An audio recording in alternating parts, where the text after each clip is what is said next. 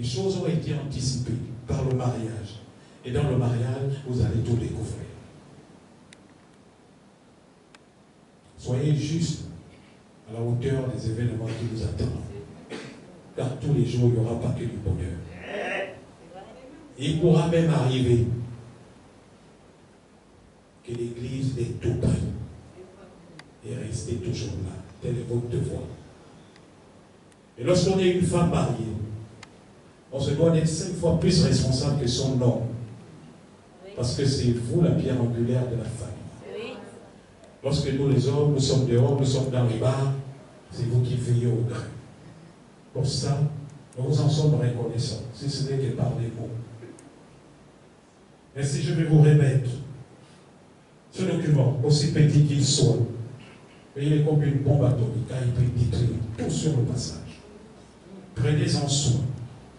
Gardez-le très jalousement, à un endroit auquel ce monsieur ne sera même pas au courant. Je vous le restitue devant parents, amis et connaissances, et vous prie de le recevoir en toute humilité de ma part. Merci. Je vous acclamation, s'il vous plaît.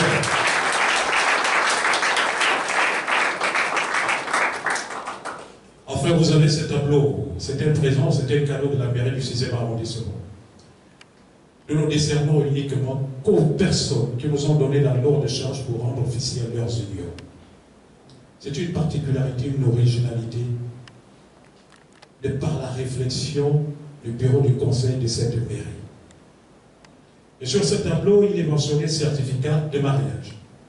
Je le dénomme personnellement certificat de mairie, car ne se marie pas qu'il veut, mais qu'il peut, selon la volonté de Dieu, bien sûr.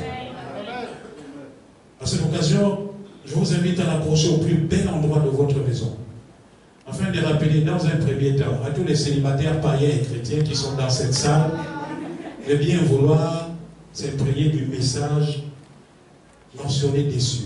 Car ce message, il est sain, que ces célibataires cessent de garder les pauvres enfants bons dans les maisons. Donc s'il y a des célibataires bons dans cette salle, je vous invite à prendre la bonne décision. Et lorsque vous quittez de la personne avec qui vous vivez pendant des années, 50 ans, 30 ans de vie commune, ou 10 ans, libérez-la, parce qu'il y a toujours quelqu'un qui l'attend quelque part. Et en ce qui concerne les femmes, quand il s'agit des hommes, toutes les femmes s'agissent. Et il y a aussi un message pour vous. C'était un très beau message. Je ne peux pas vous offenser, je ne peux pas vous taquiner. Tout ce que je vais vous dire, c'est bénéfique pour vous. Mesdames, toutes les femmes veulent aller en mariage, mais malheureusement, toutes les femmes ne sont pas mariables. À cause de vos comportements. On va en mariage parce qu'on a décidé de mettre en œuvre l'éducation parentale reçue. On va en mariage parce qu'on a la culture du mariage, et non parce qu'on est très instruit, et parce qu'on a une autorité. Et enfin, on trouve l'homme de sa vie, et on va en mariage parce qu'on a la grandeur d'esprit d'unir les deux familles et non de les diviser en espérant rester avec les biens des noms.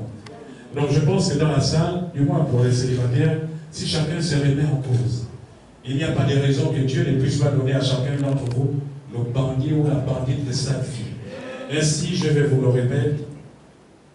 Je prie de le recevoir en pensant au modeste mère que je suis. Merci. Sous vos acclamations, s'il vous plaît.